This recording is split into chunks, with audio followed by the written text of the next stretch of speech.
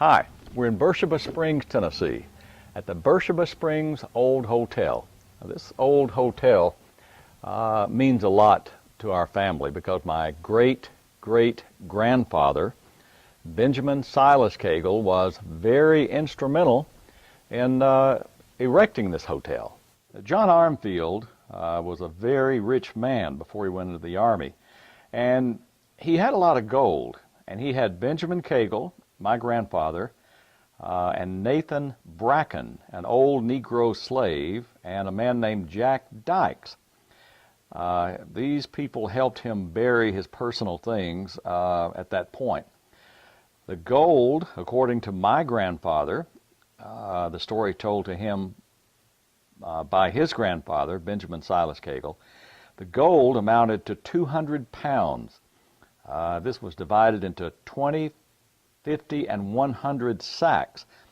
They put it into a market basket, covered it with a towel so that the onlookers would think that it was food, and then they buried it.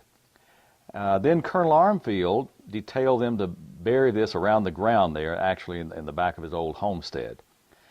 They presumed it would be safe until after the war, but it's believed now that one of the other slaves saw them hide it from an upstairs window because the gold was not there when they returned later on.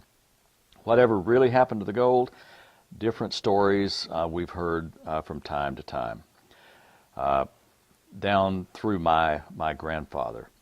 My great-great-grandfather, Benjamin Silas Cagle, was kneeling over to place some of that gold in a hole that they dug. When he did that, a pistol he was carrying in his pocket went off and damaged his wrist forever. He had a permanent problem with that wrist the rest of his life.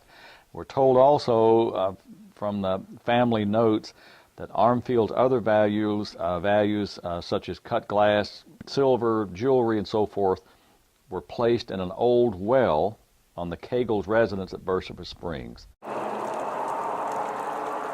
Well, I don't know. As the old-timers used to say, there's gold in them there hills. Is the gold still here? Well, a lot of people still think so. And some of the people that used to think so up until he died was my grandfather, Elijah Benjamin Cagle. They say that part of the gold was recovered. Part of it is still out there, waiting to be found.